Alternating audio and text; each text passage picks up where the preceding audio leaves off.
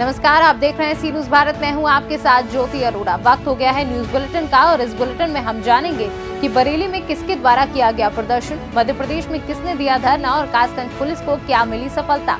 इन सभी खबरों को जानेंगे विस्तार से, तो आइए शुरू करते हैं खबरों का सिलसिला। बरेली में आज समाजवादी पार्टी के लोगों ने एकत्र होकर राष्ट्रपति को संबोधित एक ज्ञापन सौंपा।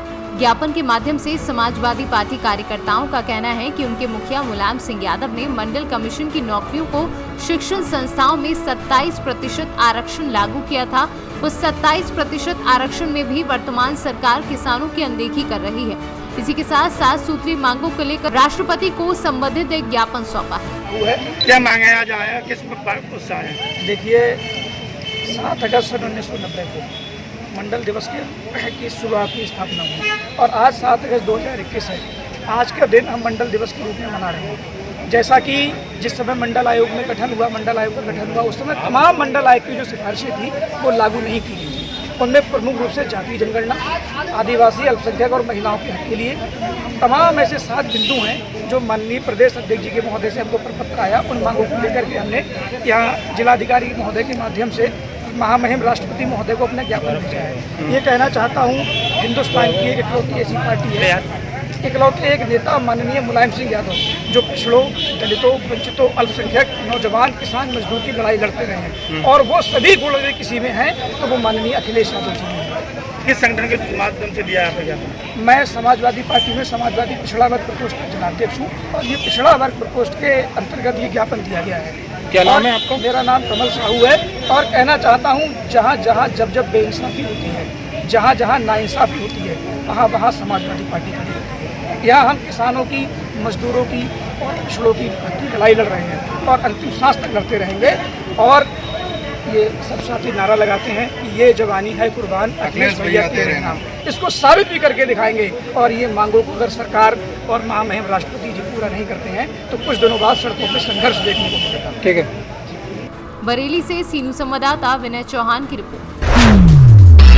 कासगंज पुलिस अधीक्षक रोहन प्रमोद बोत्रे द्वारा देर शाम थाना ढोलना का औचक निरीक्षण किया। निरीक्षण के दौरान पुलिस अधीक्षक द्वारा थाने के कर्मचारियों को रजिस्ट्रों को बेहतर रखरखाव करने, थाना परिसर में साफ सफाई रखने, थाने के मालखाने में मौजूद माल के निस्तारण हेतु नियमानुसार कार्यवाही करने, थाने पर खड़े माल मुकदमाती वाहनों को तरीके से खड़ा कर उन पर अपराध संख्या अंकित करने हेतु निर्देशित किया। कासगंज से सीनू संवाददाता मानपाल यादव की रिपोर्ट। आगर मालवा जिले के आगर सर्किल के अंतर्गत आने वाले सभी डीसीओ के सभी बिजली कर्मचारियों ने बिजली के निजीकरण को लेकर 1 दिवसीय कार्य का बहिष्कार किया, जिसमें स्थायी कर्मचारी, संविदा कर्मचारी और आउटसोर्स कर्मचारियों ने भाग लिया और जिले के सभी बिजली कार्यालय में ताला लगाकर कार्य का बहिष्कार किया। सभी कर्मचारियों ने अपने कार्यस्थल के बाहर नारेबाजी भी की। मध्य प्रदेश से सीनू संवाददाता बाबूलाल यादव की रिपोर्ट। अपनी विभिन्न मांगों के समर्थन में राजद के द्वारा शुक्रवार को सासाराम शहर में विरोध प्रदर्शन किया। विरोध प्रदर्शन के दौरान कार्यकर्ताओं व प्रतिनिधियों के द्वारा सरकार के विरुद्ध जमकर नारेबाजी की गई। विरोध प्रदर्शन का आगाज सासाराम के रेलवे स्टेशन परिसर में हुआ और इसके बाद शहर के विभिन्न मार्गों से होते हुए राजद कार्यकर्ता सासाराम के समरालय परिषद पहुंचे, जहां पर डीएम धर्मेंद्र कुमार को मांग पत्र देने के साथ ही विरोध प्रदर्शन को समाप्त कर दिया गया। जिसका जितना संख्या है उतना उसको हिस्सेदारी मिलने के लिए जातीय जनगणना बहुत जरूरी है। अगर माननीय मुख्यमंत्री नीतीश कुमार जी अगर चाहते हैं कि नहीं जातीय जनगणना हो तो खुल करके बीजेपी से गठबंधन तोड़ करके इस मुहिम में साथ आना चाहिए। आरजेडी के साथ आना चाहिए, नहीं, इस मुहिम में साथ आना चाहिए। अभी राजद के द्वारा विरोध प्रदर्शन किया जा रहा है, क्या एजेंडा रखा गया है? एजेंडा है जनसंख्या जो नीति है उसको हम लोगों का किया जाए, जातीय जनगणना किया जाए और आरक्षण के सहित जो रोस्टर बाकी रह गए हैं, बैकलॉग है, उस पर हमारे युवाओं को रोजगार दिया जाए। और तीसरा, आज है मंडल कमीशन का दिन। 7 तारीख को 1990 में स्वर्गीय बीपी सिंह जी ने मंडल कमीशन को लागू किया था। तो आज है जो बीपी मंडल जी की जो अनुशंसाएँ थी, खन्ने का मंडल कमीशन की अनुशंसाएँ थी, उसको पूर्णतः लागू करने की बात है। आखिर भाजपा क्यों कर रही है कि ये जातीय जनगणना नहीं होना चाहिए? आखिर इसके पीछे क्या रहस्य है? वही तो मैं जानना चाहती हूँ, क्यों नहीं होना चाहिए? हमारी जिसकी जितनी भागीदारी उसकी उतनी हिस्सेदारी। आज ज़रूरत है जातीय जनगणना की, इसलिए कि जब तक जातीय जनगणना नहीं होगी, झोपड़ी में रहने वाले लोग, ठेला में चलाने वाले लोग, रिक्शा चलाने वाले लोग, ये आखिर किन जातियों से भी वो संबंध रखते हैं, किन जातियों से आते हैं, जब तक उनकी संख्या के बारे में जानकारी नहीं होगी, कोई भी विकास की योजनाएं वो उन तक नहीं पहुंच सकता है। और बहुत सारे लोग कहते हैं कि कुछ ही जातियां 27% आरक्षण कुछ ही जातियों में विभक्त हो जाता है। आपको कैसे पता है भाई कि 27% का जो आरक्षण है कुछ ही जातियां ले रही हैं? जब तक कि जातीय जनगणना नहीं होगी तब तक पता नहीं चलेगा कि किन किन जाति लोग कौन से, कितनी आबादी है उनकी कितनी भागीदारी हो रही है। जातीय जनगणना को लेकर नीतीश कुमार के द्वारा जो बयान दिया गया है, उसके बाद से सवाल उठ रहा है कि लग रहा है कि राजद और जदयू में कुछ खिचड़ी पक रहा है। खिचड़ी पक नहीं रहा है, ये तो पहले से चाहिए था उनको, और ये विधानसभा से भी पास हो चुका है 2 बार। उसके बावजूद भी अभी तक जातीय जनगणना अभी तक सुनिश्चित नहीं किया गया है। अच्छा, राजद का किसान जो 3 कृषि कानून बनाए गए हैं उसको लेकर क्या रवैया है अभी? क्या मन पर कृषि कानून जो बनाए गए हैं 3, उसको लेकर राजद का अभी क्या रवैया है?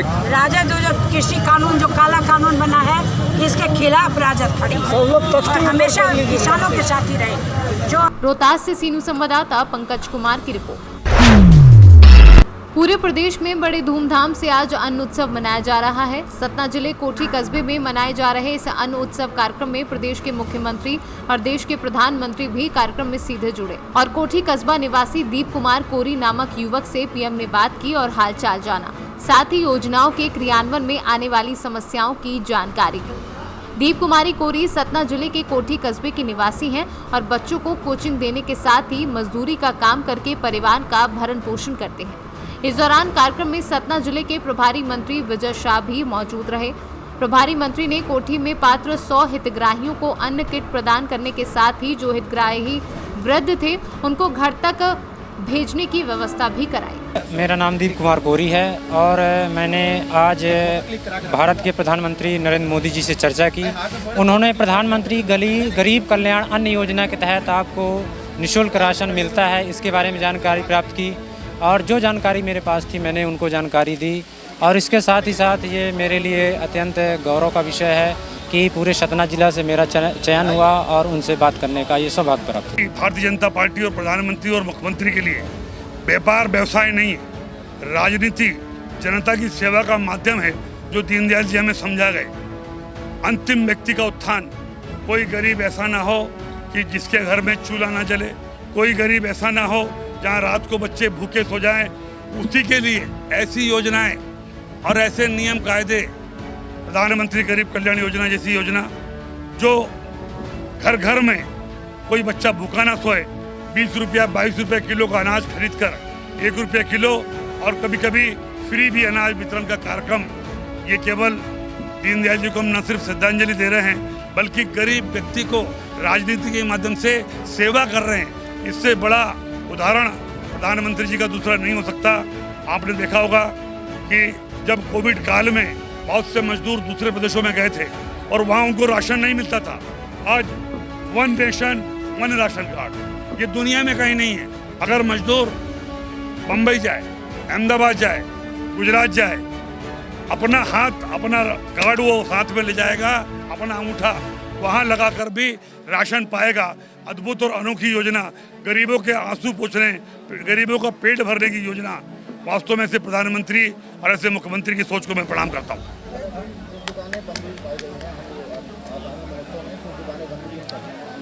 देखिए, आज प्रतीकात्मक रूप से कार्यक्रम हुआ है। केवल 100 व्यक्तियों को हमने आज दिया है। इसका मतलब ये नहीं कि बाकी लोगों को नहीं मिलेगा, बाकी लोगों को भी मिलेगा। 100 जगह, कई जगह हमने ऐसे व्यवस्था करी है जिनको आज नहीं मिला है। जहाँ दुकान खोलना थी, कई दुकानदार के पास 3-3 का चार्ज है, तो एक ही दुकान खोल पाएगा, तो इसलिए वो 2 दुकान कल खुलेगी, परसों खुलेगी। लेकिन आप हमारी भावना समझें, आप प्रधानमंत्री जी की और मुख्यमंत्री जी की इच्छा शक्ति देखें कि गरीब के चेहरे पर मुस्कुराहट आए और कोई गरीब भूखा ना सोए। इसको लिए पुनः मैं सतना जिले के प्रभारी मंत्री के नाते भी प्रधानमंत्री जी और मुख्यमंत्री जी जो वृद्ध थे, राशन नहीं ले जा सकते, निश्चित रूप से उनको सहयोगी की आवश्यकता थी, जो हमने अपना फर्ज निभाया, हमने कोई ऐसा नहीं। सतना से सीनू संवाददाता विनोद शर्मा की रिपोर्ट। मैक्स हॉस्पिटल साकेत ने दुनिया का सबसे छोटा पेसमेकर और मित्रा क्लिप रिपेयर सुविधाएं कार्डियक चिकित्सा की अत्याधुनिक तकनीक पेश की। ये जानकारी वरिष्ठ चिकित्सक डॉक्टर बलबीर सिंह ने दी है। उनके अनुसार पेसमेकर माइक्रा एवी की बैटरी लाइफ 15 साल होती है और इसका आकार एक बड़े विटामिन कैप्सूल जितना वजन 15 ग्राम होता है। ट्रांस कैथेटर तकनीक के जरिए लगाई जाने वाली मित्रा क्लिप खराब मिट्रल वाल्व की मरम्मत के लिए न्यूनतम शल्य प्रक्रिया है, जिससे मरीजों के लिए ओपन हार्ट सर्जरी की नौबत नहीं आती है। अभी तक इस प्रकार की 5 सर्जरी भारत में की गई है, जिसमें 3 उन्होंने की है। तीनों मरीज स्वस्थ होकर अपना जीवन यापन कर रहे हैं। मैक्स साकेत में जो ये प्रोसीजर्स इंडिया के लिए बहुत मायने रखते हैं, क्योंकि हम अब पूरी दुनिया को दिखाना चाहते हैं कि India is not behind in medicine. तो ये एशिया पैसिफिक रीजन में ये इनिशियल प्रोसीजर्स हैं, ना कि सिर्फ इंडिया में ही। तो एक प्रोसीजर जो मैंने आपको बताना चाहता हूँ वो है स्मॉलेस्ट पेसमेकर, जो सबसे छोटा पेसमेकर है और डबल चेम्बर की कैपेबिलिटीज़ रखता है। इसको हम कहते हैं एवी माइक्रा। ये पेसमेकर पहले सिंगल चेम्बर कैपेबिलिटीज रखता था, वो भी पहले मैंने हिंदुस्तान में फर्स्ट टाइम लगाया था 5 साल पहले। अब मैंने लगाया एवी माइक्रा 3 पेशेंट्स में। हिंदुस्तान में अभी तक टोटल 5 लगे हैं, 3 पेशेंट्स में लगाया। तीनों पेशेंट्स एकदम स्वस्थ हैं। ये पेसमेकर 15 मिनट से आधे घंटे में हमें लगा पाया। आगरा से सीनू संवाददाता अनुज उपाध्याय की रिपोर्ट। प्रधानी चुनाव को भले ही समय बीत गया हो, लेकिन आज भी चुनावी रंजिश का सिलसिला जारी है। बरेली में एक परिवार द्वारा वर्तमान निर्वाचित प्रधान को वोट न देने को लेकर प्रधान पति ने भारी संख्या में गुंडों के साथ लेकर परिवार पर हमला किया। पीड़ित परिवार का आरोप है कि घर में घुसकर महिलाओं से अभद्रता की गई। बरेली के थाना इज्जतनगर निवासी ग्राम आसपुर खूबचंद वीरपाल ने आरोप लगाया कि विगत माह हुए प्रधानी चुनाव में उसके परिवार में किसी ने भी वर्तमान में बने प्रधान पति ने रंजिश मानते हुए कल 11 बजे हथियार बंद गुंडों के साथ हमला कर दिया और महिलाओं, बच्चों, बुजुर्गों को भी मारपीट करने से नहीं बख्शा, जिसमें उसके परिवार में कई लोग गंभीर रूप से घायल हो गए हैं। मामले की शिकायत जब थाना इज्जतनगर पुलिस को की गई, तब पीड़ित का आरोप है कि पुलिस ने पल्ला झाड़ते हुए पीड़ितों को थाने से टरका दिया। बरेली पुलिस प्रशासन भले ही अपराध नियंत्रण के दावे कर रहा हो, लेकिन ग्रामीण क्षेत्रों सहित शहरी क्षेत्रों में हकीकत कुछ और है। चाहे वह प्रधानी चुनाव हो या निकाय के चुनाव हो, कहीं न कहीं चुनावी रंजिश के चलते छुटपुट घटनाएं सामने आ रही हैं। क्या शुभ नाम है आपका? बीना यादव। पिता का नाम? शिशुपाल सिंह यादव, आसपुर खूबचंद। अच्छा, क्या मामला है, कैसे आना हुआ यहाँ पर, क्या भैया? हमारे घर में कुमरा के प्रधान थे आजीत सिंह और उनका भाई प्रशांत, और हमारे गांव के थे करण, प्रताप, जोगिंदर, इन लोगों के साथ में आए थे। और भी और लोग उनने बुला लिए, प्रधान ने फ़ोन करके। पहले तो लड़ाई हुई तो हमारे घर पे आए, हमारे पापा बैठे थे अकेले, घर पे कोई नहीं था, हम औरतें थी लेडीज़। वो लोग आए लोहे के डंडे लेके और बंदूकें लेके, और वो अचानक हमारे घर पे हमला कर दिया, सबको मारा। हमारा भाई था 13-14 साल का, उसको तक मारा। कब की घटना है ये? कल 12 बजे तक। दिन में 12 बजे? हाँ, दिन में 12 बजे। आपने थाने में दी? हाँ, कल हमारी कोई सुन ही नहीं रहा था। हमने 100 नंबर भी बुलाई थी, तो वो लोग आए, वो कह रहे तुम लोग चुप रहो। अब बोलने नहीं दे रहे तो हम क्या बोलते वहाँ पे। तो इसमें कौन कौन लोग घायल हुए, कितने लोग घायल हुए? मैं हूँ, मेरे पापा के बहुत चोट लगी, उनके सिर में चोट लगी, उनके पूरा ब्लड निकल गया है, अभी तक बहुत गंभीर हालत है। महिलाओं के संग घर में घुस के बदसलूकी भी की गई थी? हाँ, हम लोग सब घर में ही थे, सब लोग आए तो बचाने भी लगे, वो किसी को नहीं देख रहे थे, मारते ही गए सबको। लड़ाई लड़ने की वजह क्या? वो वोट हमने उन लोगों को नहीं दिए, वो पहले से हमसे बहुत खिसियाते थे, इसलिए वोटन की वजह से। आज आप लोग यहाँ आके मिले हो, एसएसपी साहब ने क्या कहा? उन्होंने एप्लीकेशन ले ली और बोले थाने में बात होगी। बरेली से सीनू संवाददाता विनय चौहान की रिपोर्ट। फिरोजाबाद के शिकोहाबाद में आज सुबह NH2 रोड के सहारे नाले में एक युवक का शव मिला। जब सुबह वहां के बाशिंदे घूमने निकले तो नाले में शव को देखकर उन्होंने तुरंत पुलिस को सूचना दी। पुलिस ने शव को नाले से निकाल कर रखा और उसकी शिनाख्त सुरेश चंद्र कुशवाहा पुत्र चिरंजी लाल कुशवाहा गांव सहजलपुर शिकोहाबाद के रूप में हुई है। पुलिस ने शव को पोस्टमार्टम के लिए जिला अस्पताल भेज दिया है। क्या हुआ है? अरे पिताजी है, वो भाई है, सॉरी भाई है, ये रास्ते में ठीक है, आए नहीं जी। ये डेथ हो गई, पता नहीं कैसे। कहाँ मिले हैं ये नाले में डले मिले हैं। ये कब से? हाईवे के किनारे नाला खुला पड़ा है उसमें। जी, कब से ये गायब थे, क्या था ये? ये क्या? रात से नहीं आए हैं और ये उनका थोड़ा लेट दुकान है सामने हमारी सब्जी की जी। तो कभी बार लेट हो जाते हैं, तो अपने रात में पता नहीं कैसे नाला खुला था उसमें गिर गए। मेरा नाम अंकित कुमार है। अंकित जी कौन थे ये आपके? मेरे पिताजी थे। क्या नाम है? श्री सुरेश बाबू। क्या हुआ क्या था? हुआ ये था, शाम को हमारे घर पर कुछ प्रोग्राम था, उस वजह से इनको मैं जल्दी दुकान से भेज दिया था। दुकान पे भेजने के बाद दुकान से जल्दी घर के लिए भेज दिया मैंने कि खाना पीना खा लिया, जल्दी चले जा, हम दोनों दुकान पर आके आ जाएंगे। तो जी वहाँ से जल्दी निकल आई। उसके बाद फिर मेरे को पता नहीं है, मेरा छोटा भाई भी था इनके साथ, मगर वो निकल गया था घर को, इनको वहीं छोड़ गया था दुकान के पास। अब दुकान पे क्या हुआ क्या नहीं हुआ मुझे नहीं पता है। घटना किसे की? घटना सुकावास सैदपुर की और सीओ ऑफिस के पास ब्लॉक। क्या लगता क्या आपको? आपको क्या लगता है? मर्डर किया है जी। डेड बॉडी मिली है, क्या मामला है? ये रामलीला ग्राउंड में के पास में एक नाला है, उसमें सुरेश पुत्र किरंजी लाल, ये सैजनपुर के रहने वाले हैं, वहीं पास में ही सब्जी की दुकान है। जानकारी ये कि ये शराब पीने के आदि थे, हो सकता है कि शराब की कभी निकले हो और नाले में गिर गए हो। सुबह 7 बजे इसकी बॉडी मिली है, जिसका पंचायतनामा भर के पोस्टमार्टम की कार्रवाई की जा रही है, बाकी की कार्रवाई आगे की जाएगी। फिरोजाबाद से सीनियर संवाददाता दीपक शर्मा की रिपोर्ट। उत्तर प्रदेश के जनपद लखीमपुर खीरी थाना क्षेत्र के अंतर्गत आने वाले ग्राम चौगानपुर में बीती रात अज्ञात विधर्मियों द्वारा धार्मिक उन्माद फैलाने के उद्देश्य से घृणित किया गया अपराध। गांव के बाहर स्थित यज्ञशाला को जला दिया गया और बालाजी की मूर्ति तोड़कर शत विशत कर दिया गया। ये जानकारी तब मिली जब मंदिर के पुजारी सुबह पूजा करने के लिए मंदिर गए। खबर जैसे ही मिली पूरी तरह आग की तरह चारों तरफ फैल गई। पुजारी ने तुरंत ही ग्राम प्रधान को इस घटना की सूचना दी। जब ग्राम प्रधान प्रमोद कुमार सिंह मौके पर पहुंचे तो उन्होंने तत्काल 112 पर जानकारी दी। जानकारी देने के तुरंत बाद ही मौके पर 112 के कर्मियों ने पहुंचकर मौके का मुआयना किया और मैगलगंज कोतवाली प्रभारी को सूचना दी।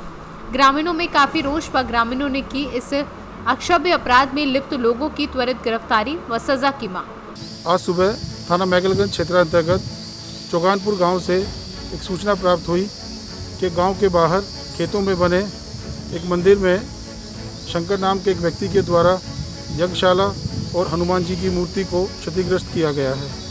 सूचना पर तत्काल पुलिस के द्वारा मौके पर पहुंचा गया और शंकर के विरुद्ध ग्रामीणों द्वारा दी गई तहरीर में थाना मैगलगंज में सुसंगत धाराओं में अभियोग पंजीकृत किया गया है।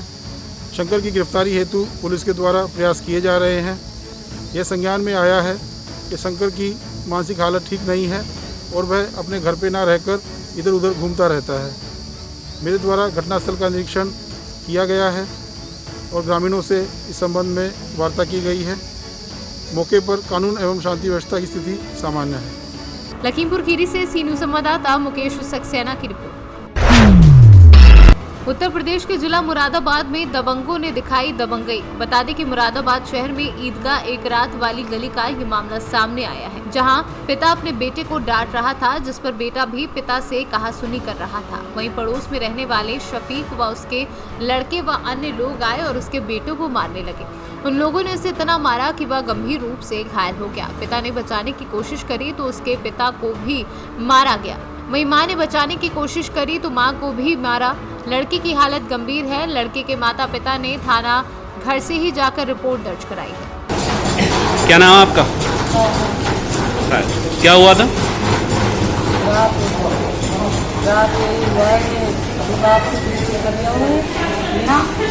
बताइए। अपने पापा से कैसे नहीं हो रही थी घर में अच्छा। तो इन्होंने है ना घर के पड़ोसी ने जानलेवा हमला कराया, इतना मारा, बहुत मारा।